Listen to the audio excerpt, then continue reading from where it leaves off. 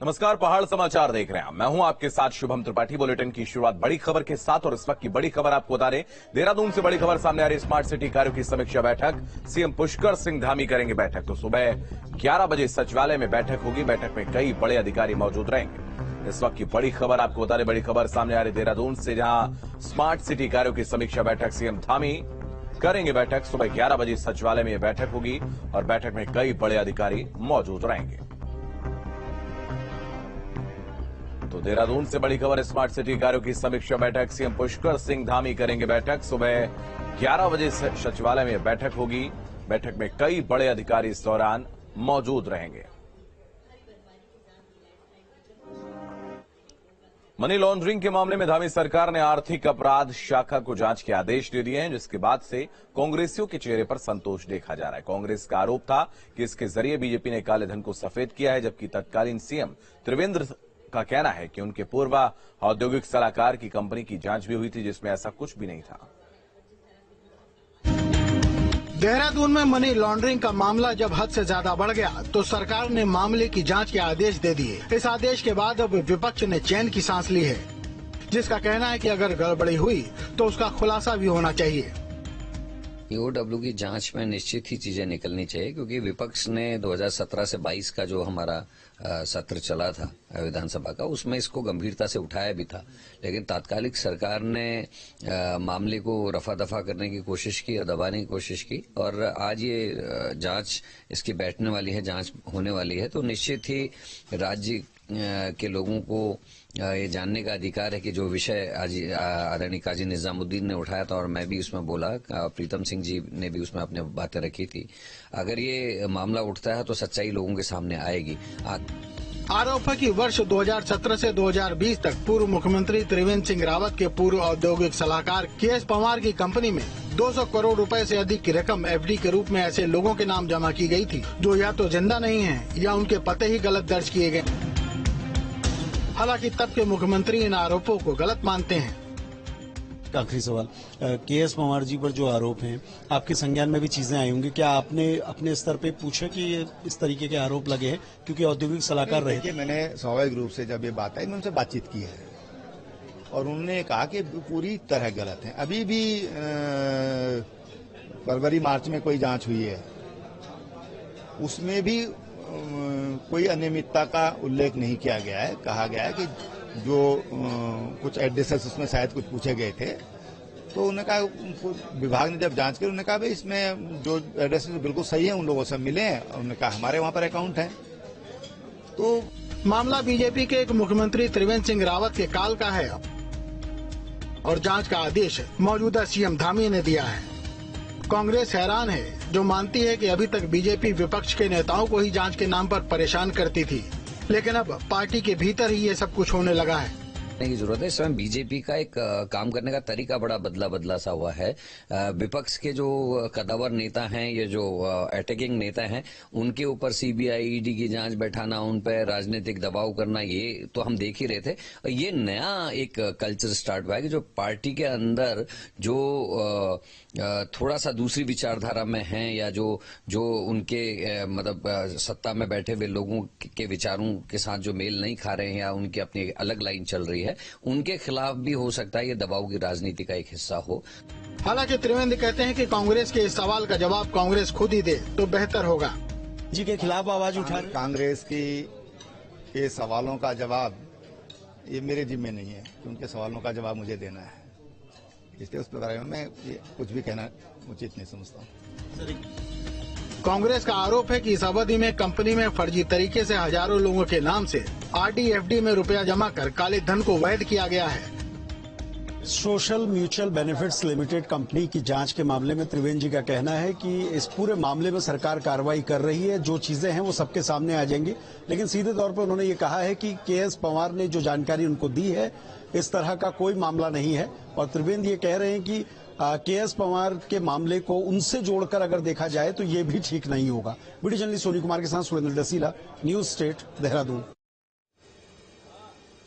तो बड़ी खबर आपको बता दें, राजस्व पुलिस व्यवस्था खत्म करने पर सुनवाई। उत्तराखंड हाईकोर्ट ने सरकार को दिया आदेश। हर 6 महीने में प्रगति रिपोर्ट पेश करने का आदेश।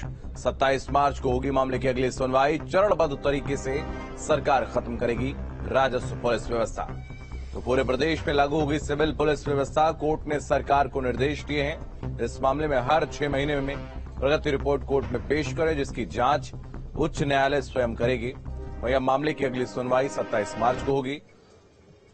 सुनवाई के दौरान राज्य सरकार की ओर से महाधिवक्ता SN बाबुलकर ने कोर्ट को बताया कि हाईकोर्ट के 2018 के आदेश के अनुपालन में प्रदेश की कैबिनेट की इसी साल 17 अक्टूबर को हुई बैठक में राजस्व पुलिस व्यवस्था समाप्त करने का निर्णय ले लिया है।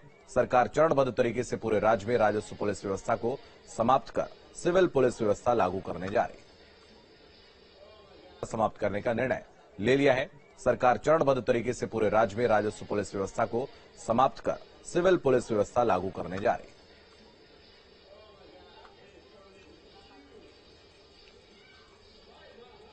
तो बड़ी खबर आपको बता दें, मसूरी में होगा उत्तराखंड सरकार का चिंतन शिविर। 22 से 24 नवंबर तक होगा चिंतन शिविर। तो पहले रामनगर में चिंतन शिविर की तैयारी थी और भारी बारिश के अलर्ट के चलते रद्द हुआ था शिविर।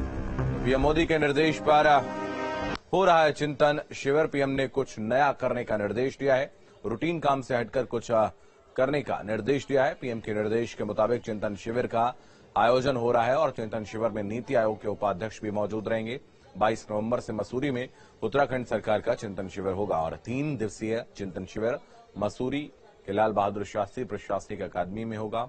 उत्तराखंड सरकार का ये चिंतन शिविर मुख्यमंत्री पुष्कर सिंह धामी की अध्यक्षता में आयोजित किया जाएगा।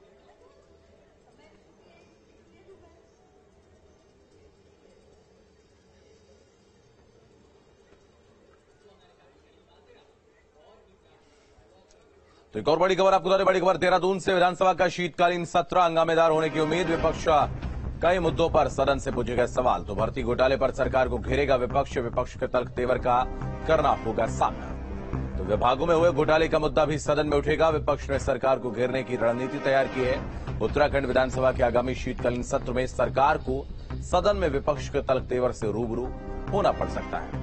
तो विपक्ष के पास कई सारे मुद्दे हैं जिनकी वो सदन में चर्चा की मांग करेगा। प्रदेश में भर्ती परीक्षाओं में धांधली का मामला है, अपराध और कानून व्यवस्था का मामला है। कई विभागों के घोटाले के मुद्दे सदन में उठाने की विपक्ष ने तैयारी की है। देखिए, अनेकानेक मुद्दे हैं। सबसे पहले हमारी मांग रहेगी कि बजट सत्र की अवधि को बढ़ाया जाए, जिससे कि प्रदेश के ज्वलंत प्रश्न हैं, जो मुद्दे हैं और जो हमारे माननीय विधायकों के जो सवाल हैं, जो प्रमुख उनके विभिन्न क्षेत्रों की जो उनकी अपनी विधानसभावार जो समस्याएं हैं, उसको वह सदन में अपनी आवाज को बल दे सकें।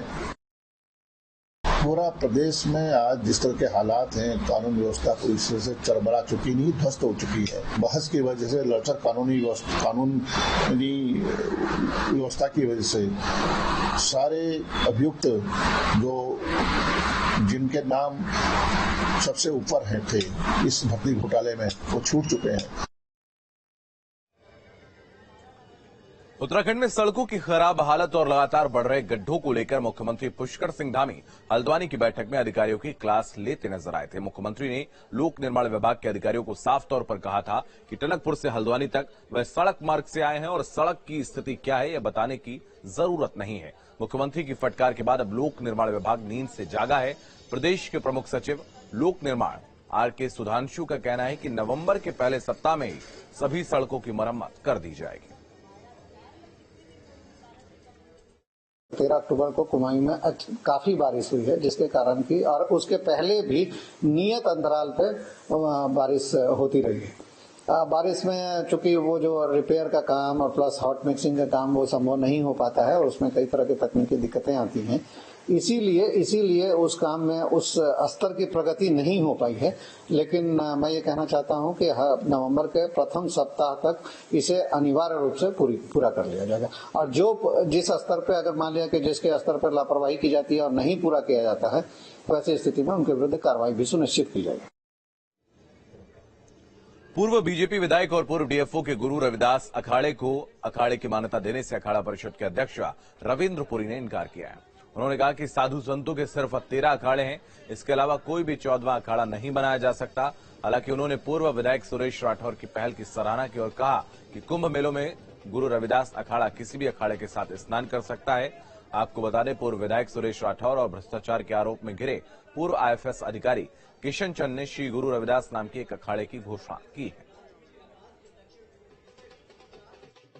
नहीं, देखिए, सुरेश राठौर जी जो है बहुत अच्छे व्यक्ति है और बहुत अच्छे सनातनी है। देखिए, इन्होंने हमेशा जो है, जो हमारा हिंदू समाज है, कहीं लोगों को जो मुसलमान बने थे वहां से वापस लेके आ गए, अच्छे अच्छे कार्य इन्होंने किए हैं और हमें पूरी उम्मीद है, पूरी आशा है आगे भी अच्छा काम करेंगे। सारी बातें इन्होंने कुछ मानी, कुछ हम इनकी मानेंगे। तो स्नान का जो विषय है, अभी 2 साल बाकी है। स्नान के लिए जो है किसी भी अखाड़े के साथ मिलकर ये स्नान कर सकते हैं, ऐसी कोई दिक्कत वाली बात नहीं है। ऋषिकेश के व्यापारियों ने शहर के 3 लोगों पर आरटीआई लगाकर ब्लैकमेल करने का आरोप लगाया। व्यापारियों ने जुलूस निकालकर पुलिस को ज्ञापन सौंपा और ब्लैकमेल करने वालों के खिलाफ कार्रवाई की मांग की है। पुलिस ने मामले में जांच कर कार्रवाई करने का भरोसा व्यापारियों को दिया है। 31,000 रुपये कोई बहुत बड़ी अमाउंट नहीं है, दे दिया। पर पहली बात यह है कि जो गरीब आदमी है 100 मीटर से कम में अपनी मकान दुकान बनाना चाहता है, अगर हमारा नक्शा पास नहीं है, अगर हम कुछ अवैध निर्माण कर रहे हैं, हम पे एमडीडीए कार्रवाई करेगा, हम पे नगर निगम कार्रवाई करेगा, हम पे प्रशासन कार्रवाई करेगा। ये लोग कौन है? आप देखिए, ऋषिकेश एमडीडीए के अंदर और संबंधित सब विभागों के अंदर सिर्फ इन्हीं 3-4 लोगों की एप्लीकेशन है। सारे शहर का ठेका इन्हीं के पास है। ऐसा क्या इनका व्यापार है कि ये 2 रुपए 3 रुपए की मेहंदी का पाउच बेच के 180 गज के प्लॉट खरीद रहे हैं? ये सब जांच का विषय है। व्यापारी काम कर रहा है, कहीं 19 भी रह जाता है तो उसकी आड़ में उस व्यापारी को पूरा ब्लैकमेल करते हैं, उसका जीना दुश्वार करते हैं। जब वह आदमी संबंधित विभाग में जाता है तो वो कहते हैं हमें तो कोई मतलब नहीं, आप फलाने लोगों को सेट कर लो, आप उसे मैनेज कर लो और हमें कुछ नहीं है। तो ये 3 जने जो आज मैंने उनका नाम लिया है, अनिल गुप्ता, प्रभुदयाल शर्मा और घनश्याम जागे के खिलाफ तहरीर दी है पुलिस में। आज पुलिस अब अपने तरह जांच करेगी, क्योंकि इन 3 लोगों ने मुझसे स्वयं से मेरे 2 मित्रों के माध्यम से पैसे की डिमांड करी। रुद्रप्रयाग में एटीएम बदलकर ठगी करने वाले एक आरोपी को पुलिस ने 17 दिन बाद गिरफ्तार कर लिया। कोर्ट के आदेश के बाद आरोपी को जेल भेज दिया गया। वहीं पुलिस ने स्थानीय लोगों से जागरूक रहने की अपील की है। बता दें, 17 अक्टूबर को रुद्रप्रयाग शहर में एक महिला के साथ एटीएम की ठगी की घटना हुई थी। एटीएम से पैसे निकालने गई महिला से युवक ने मदद के बहाने एटीएम बदलकर 1,35,000 की ठगी की थी और यही घटना सीसीटीवी में कैद हो गई थी। इस मामले में पुलिस ने कार्रवाई करते हुए एक आरोपी को गिरफ्तार किया है। वहीं 3 अन्य की तलाश जारी है। अब वो दे देगा, कार्ड चेंज कर देगा एसबीआई का।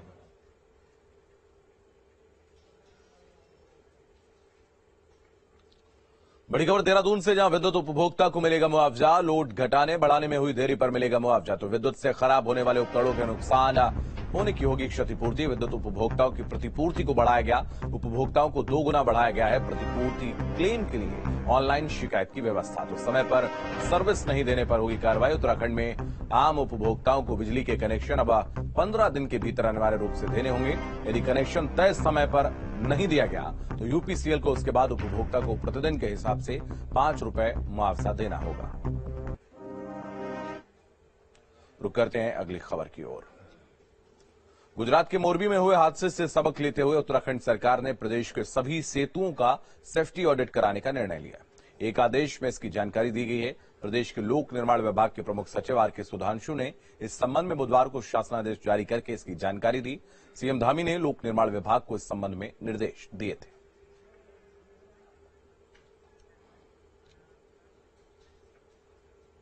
वक्त एक छोटे से ब्रेक का फौरन लौटेंगे।